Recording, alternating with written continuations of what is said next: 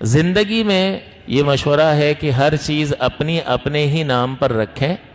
جیسے ہی آپ منتقل کر دیتے ہیں تو آپ کی اہمیت آہستہ آہستہ ختم ہوتی چلی جاتی ہے. پہلے ایک امید ہوتی ہے کہ کچھ ملے گا تو خیال بھی رکھتے ہیں کہیں محروم ہی نہ کر دیں, کہیں آنکھ ہی نہ کر دیں, حالانکہ آنکھ کا کوئی شرعی تصور نہیں ہے.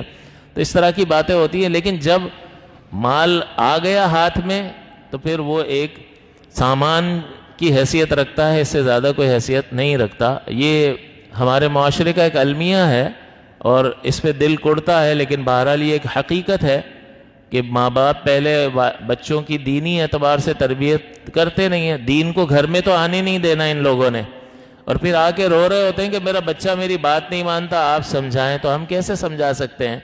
ہم کیا سمجھائیں گے؟ ہم کہیں گے بھائی والدین کو اللہ نے فرمایا ان کو اف بھی نہ کہو.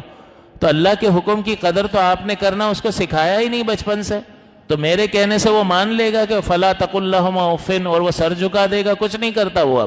اب نہیں سمجھتا وہ, اب وہ ڈھیٹ ہو گیا, ہٹ دھرم ہو گیا, اللہ کی نافرمانی کرتے کرتے دل اس کا سیاہ ہو چکا ہے. جب دل سیاہ ہو چکا ہے تو اب میرے کہنے سے, کسی عالم, کسی مفتی صاحب کے سمجھانے سے کیا اثر کرتا ہے؟ یہ تو بیج گھر میں پہلے ہی بونے کی ضرورت ہے. لہذا گھر کے دروازے دین کے لیے کھولیں, تب دین کی برکات آپ کو ہر اعتبار سے حاصل ہوں گی. ابا کو بھی دین اس وقت یاد آتا ہے کہ جب بچے نافرمانی کرتے ہیں. تو پہلے آپ کہاں تھے؟ تب دین یاد نہیں آیا. آپ کے مفادات کو چوٹ پہنچی ہے تو دین یاد آیا ہے. آپ کو تکلیف ہو رہی ہے تو دین یاد آیا ہے کہ اب اس کو کون سمجھا سکتا ہے. تو اس کا مطلب آپ بھی خود غرض ہیں کہ جب اب خود پر مصیبت آ رہی ہے تو اللہ یاد آ رہا ہے.